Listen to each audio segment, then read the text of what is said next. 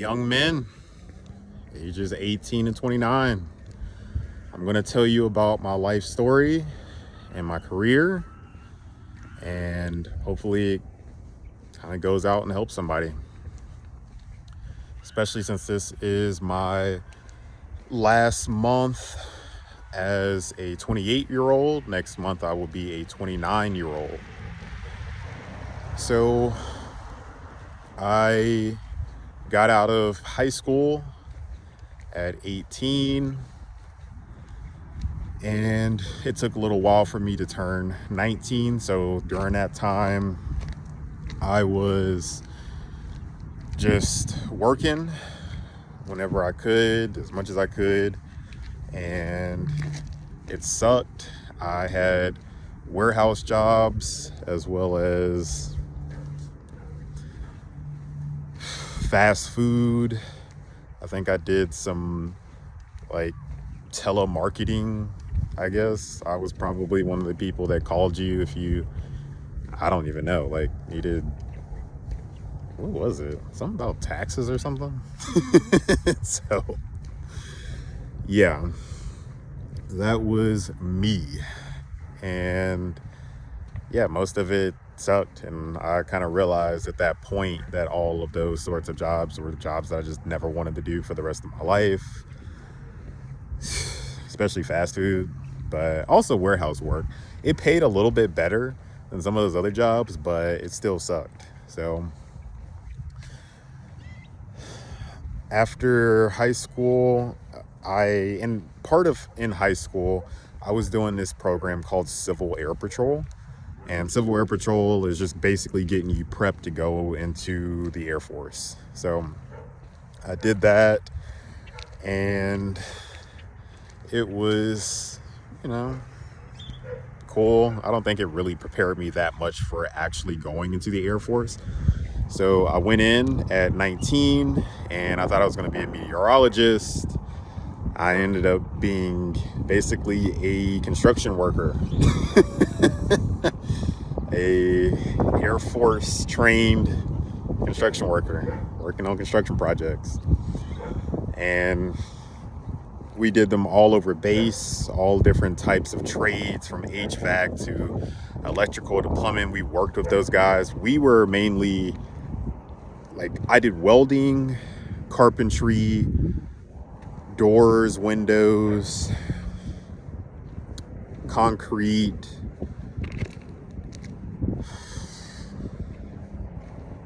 street striping.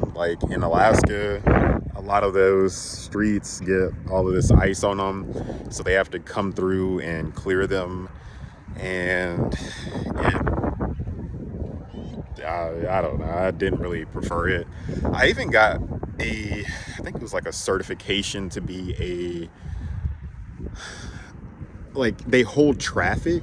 I forgot what they're called, but they hold up traffic for different construction zones. The guys that you see, flaggers, I think, guys that you see with flags that are stopping traffic and all of that stuff.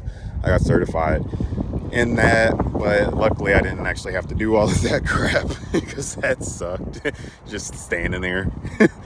Anyways,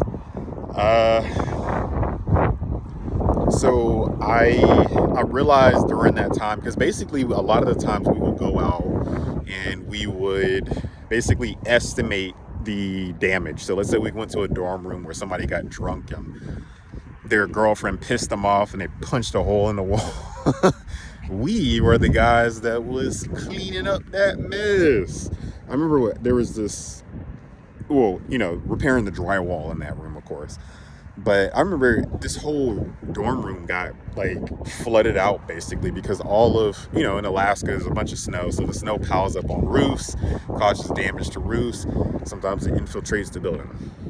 So we were in this room. It was kind of crazy. So this girl had a body chart, and it was 40 something names on that thing.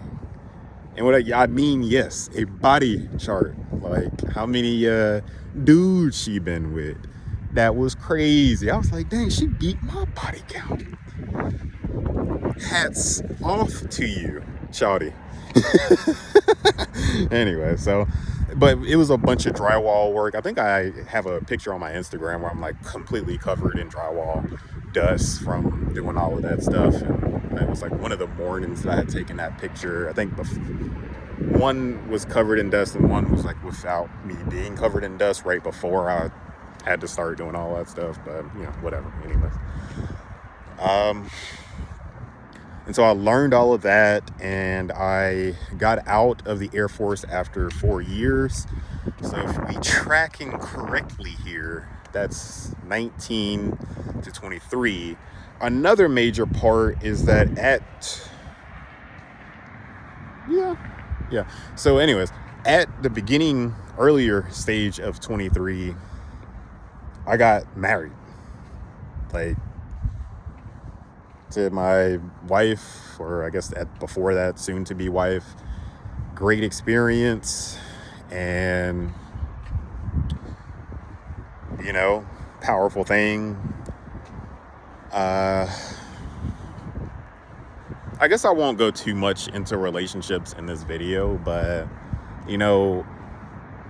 I still feel this way as I pick the correct person to be with. But make sure that you pick the correct person that you want to be with. Make sure you give them time, give yourself time, especially if you're in this age group right now. And because later on down the road, you're going to have kids and you want that person to be correct. And honestly, I had to do a lot of working on myself. I'm almost mostly the person that I'm talking about right now, because I had a massive alcohol problem whenever in this transition period, and pretty much like a year or two in the Air Force, and I was drinking and getting drunk. We was getting wild, bro. But yeah, I stay lit. And it was definitely damaging my relationships with different people. And, but especially my soon-to-be wife, which is, obviously one of the most important relationships that I have. So, yeah, figure yourself out, then get married.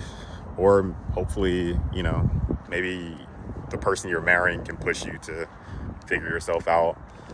But anyways, that aside, so I got out of the Air Force. I wanted to try to figure out what I wanted to do.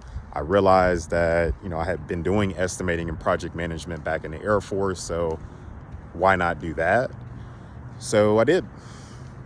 Got into estimating, and I think my first title would have been like estimator / project manager. And right at that time, I would have been making, let's say in the Air Force, I was probably making, especially taking into account that you get, food paid for, and you get, free medical. They also give you like this stipend for your house according to where you stay at. So, and that's called, I think, COLA. And there's like a few other names for the other random things and benefits that they give you. But all cool, all good. And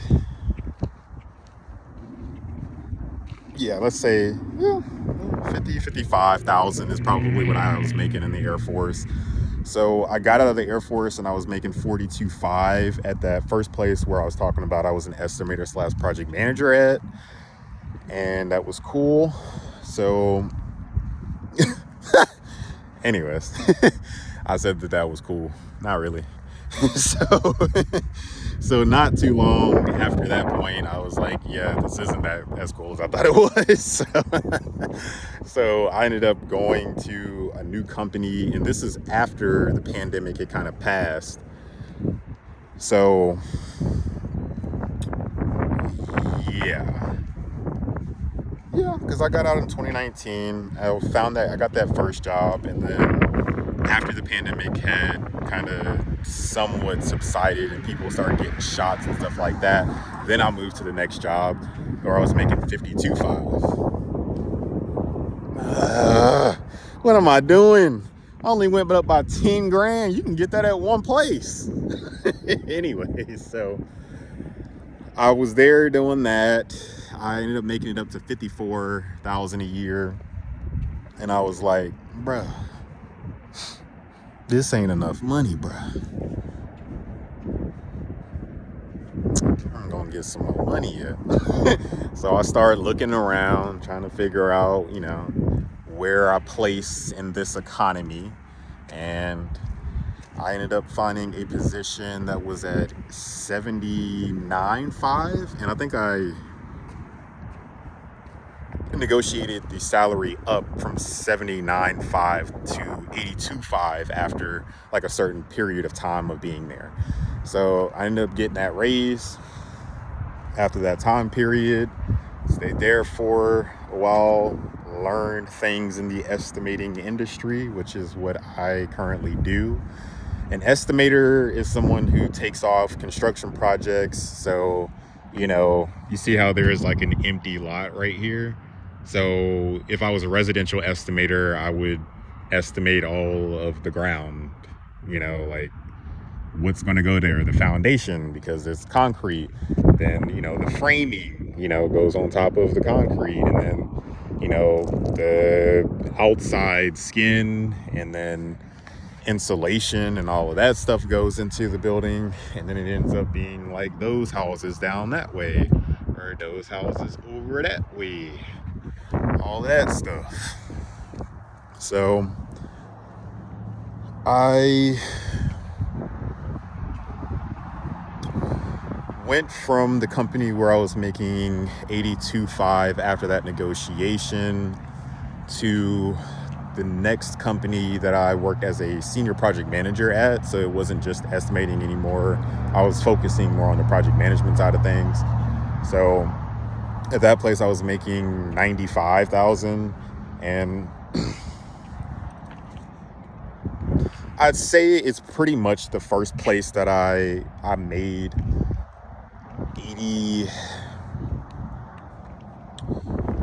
100,000 at, just because they gave me a 5K bonus, but of course the bonus gets taxed into non-existence pretty much, so whatever. I was there for a while, and then I started thinking,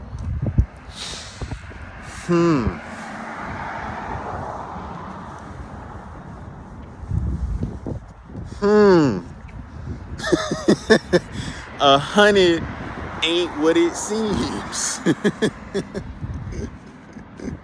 But hey.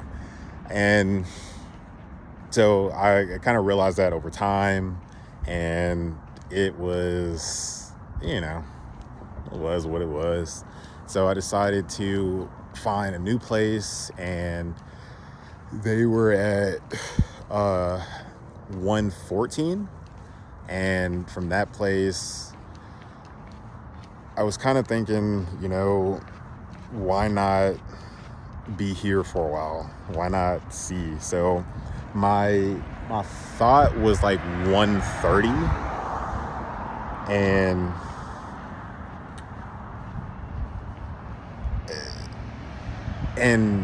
kind of has moved up, kind of now knowing like there are positions that are much higher that I can move into, into the future. So we'll see where that goes. That'll be part of my 29 story, I guess, 29 year on this earth.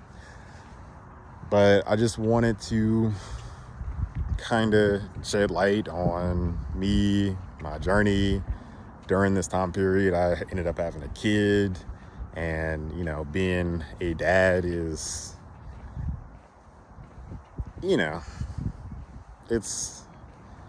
it was just as profound as becoming married.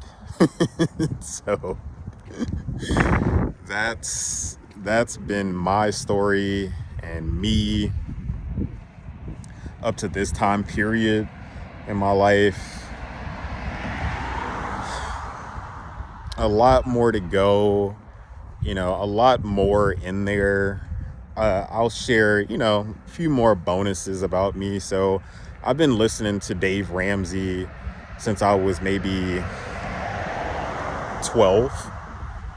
So this timeline starts way back there. And a lot about how to handle money, talking about money, just because I didn't really have people around me who that was like a main subject or a subject that they knew a whole lot about. So I took what I could from other people's disastrous situations, which there were a lot as I would listen through the years and hear about. But one of the bigger things that I took from it is like I haven't really had a massive amount of debt. Like the most that I think I've ever been in is maybe 15 or 16,000 for the car that we ended up buying back when we were in Alaska, which is where I was stationed at, by the way. For you guys that may have been stationed there too. But mostly stayed out of debt because I just knew how disastrous it could be. That's part of why I skipped college, because I realized that it was going to be about $20,000 a year, which is $80,000 after those 4 years. But realistically, most people don't graduate until about the 5th year if you're going for a bachelor's. So that's $100,000 just kind of based on the statistics.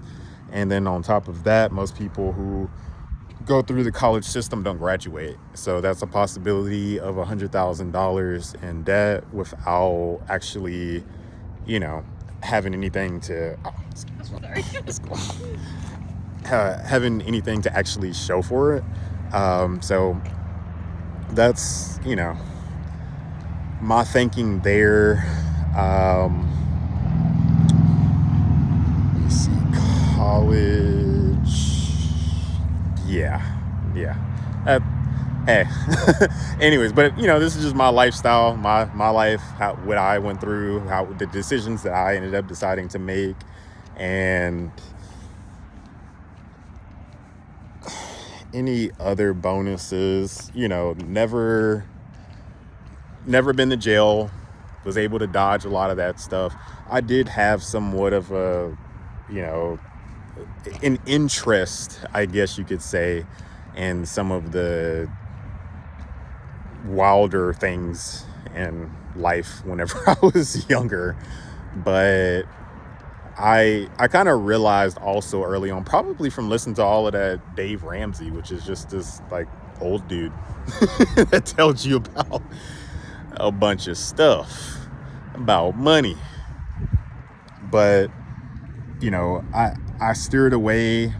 I've been able to invest, which is one of the larger things and larger points of why I even brought this whole part of the video in, because especially if you're on the younger age of this scale, but even if you are, realistically, I just heard a statistic the other day that 66% of millennials have nothing saved for retirement. So whether you're on the lower end or the higher end, you probably don't have a lot saved for retirement. And you should start, brother. You should definitely start, because you do not want to be unable to work but still alive. What do you do? And realistically though too, because there's so many people retiring without retirement savings, more than likely someone that or probably a direct parent may also be in that same situation. So take heed, even if it's not from me, some random dude, take heed from inside of your own household. So yeah, wanted to put that in there too. Check the description below. That is on estimating and ways to basically get to the point to where I'm at. Also, like, share, and subscribe the video, and I will catch you guys on the next one. Thank you.